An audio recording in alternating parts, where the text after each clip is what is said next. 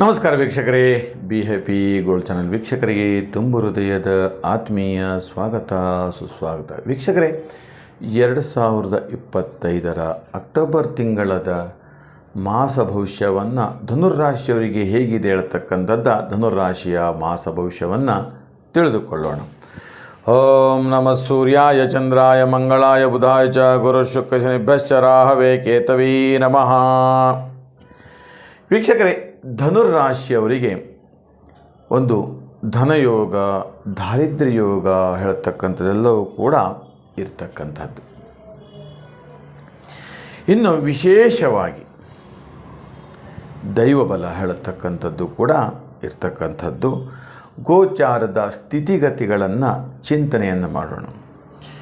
ಮೀನ ರಾಶಿಯಲ್ಲಿ ಶನಿ, ಕುಂಭ ರಾಶಿಯಲ್ಲಿ ರಾಹು, ಹಾಗೆ ಕರ್ಕಾಟಕದಲ್ಲಿ ವಕ್ರ ಗುರು, ಹಾಗೆ ಸಿಂಹದಲ್ಲಿ ಕೇತು, ಕನ್ಯಾ ಶುಕ್ರ, ಹಾಗೆ ತುಲಾದಲ್ಲಿ ರವಿ, ಚಂದ್ರ, ಕುಜ, ಬುಧ ಇವೆಲ್ಲವೂ ಕೂಡ ಇರ್ತಕ್ಕಂಥದ್ದು.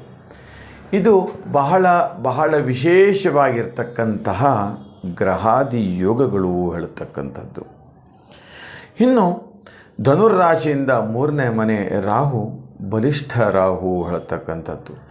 ಈ ಬಲಿಷ್ಠ ರಾಹುವಿನ ಕೃಪೆಯಿಂದ ನಿಮ್ಮ ಸಂಸಾರಿಕ ಬದುಕಿನ ಜೀವನ, ವಿಶೇಷವಾಗಿರ್ತಕ್ಕಂಥ ಒಂದು ಪತಿ ಪತ್ನಿಯರಲ್ಲಿ ಒಂದು ಒಳ್ಳೆಯ ಬಾಂಧವ್ಯ ಮತ್ತು ಗಟ್ಟಿತನವನ್ನು ಕೊಡುತ್ತೆ ಅಂತ ಹೇಳುತ್ತೆ. ಹಾಗೆ 3ನೇ ಮನೆ ರಾಹು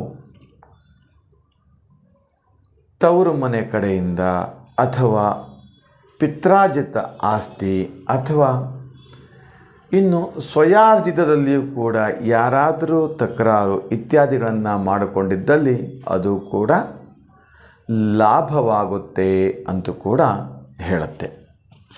ಇನ್ನು ಚತುರ್ಥ ಶನಿ ಮೀನರಾಶಿಯಲ್ಲಿ ಇರುವುದರಿಂದ ಶತ್ರುಗಳು ಕೂಡ ಕೆಲವೊಂದಷ್ಟು ಸಂದರ್ಭದಲ್ಲಿ ನಿಮ್ಮ ಸಹಾಯವನ್ನು ಪಡೆದು ಆನಂತರ ಕಣ್ಮರೆಯಾಗುತ್ತಾರೆ ಅಂತ ಕೂಡ ಹೇಳುತ್ತೆ.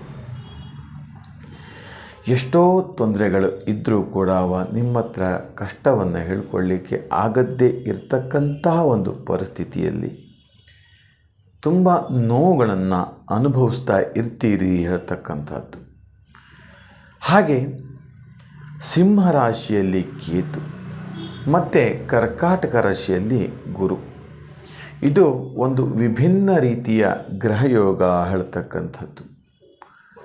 ಧನಾಗಮನದ ಸೂಚನೆ ಉಂಟಾಗತ್ತೆ. ನಿಮಗೆ ನಿಮ್ಮ ಸಾಲವನ್ನು ತೀರಿಸ್ತೇನೆ ಹೇಳ್ತಕ್ಕಂಥ ಒಂದು ನಂಬಿಕೆ, ದೃಢವಾದಂಥ ವಿಶ್ವಾಸ ಉಂಟಾಗುತ್ತೆ.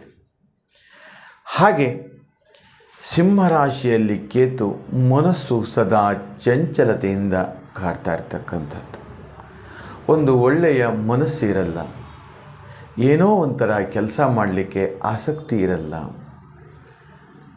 ಸಂಸಾರದಲ್ಲಿಯೂ ಕೂಡ ಏನೋ ಒಂಥರ ವೈರಾಗ್ಯದ ಜೀವನ, ಮಕ್ಕಳು ಬೇಡ, ಗಂಡ ಬೇಡ, ಸಂಸಾರವೇ ಬೇಡ ಹೇಳ್ತಕ್ಕಂಥದ್ದು ಒಂದು ನೋವು ಉಂಟಾಗ್ತಾ ಇರುತ್ತೆ. ಇನ್ನು ಕರ್ಕಾಟಕ ಗುರುಚಂದ್ರ ಯೋಗ ಹೇಳ್ತಕ್ಕಂಥದ್ದು. ಇಲ್ಲಿ ಅಷ್ಟಮಾಧಿಪತಿ ಯೋಗ, ಗುರುಚಂದ್ರ ಯೋಗ, ಅವರಿಬ್ಬರಿಗೂ ಒಂದು ರೀತಿಯ ಒಳ್ಳೆಯ ಸಂಬಂಧಗಳಿದೆ. ನಿಮಗೆ ಅನಿಸಬಹುದು ಕೆಲವೊಂದಷ್ಟು ಸಂದರ್ಭದಲ್ಲಿ ನಿಮ್ಮ ಹತ್ರ ಹಣ ಇದ್ದರೂ ಕೆಲಸಕ್ಕೆ ಬರ್ತಾ ಇಲ್ಲ, ಆಸ್ತಿ ಇದ್ದರೂ ಕೂಡ ಪ್ರಯೋಜನಕ್ಕೆ ಬರ್ತಾ ಇಲ್ಲ, ಆದರೆ ನಿಮ್ಮ ಕಷ್ಟ ಮಾತ್ರ ನಿಮಗೆ ತಪ್ಪಿದ್ದಲ್ಲ ಹೇಳ್ತಕ್ಕಂಥದ್ದು. ಅಂದರೆ ಇದು ಒಂದು ಕರ್ಮದ ರೂಪದ ಸೂಚನೆಯನ್ನು ಕೊಡುತ್ತೆ ಅಂತ ಹೇಳ್ತಕ್ಕಂಥದ್ದು.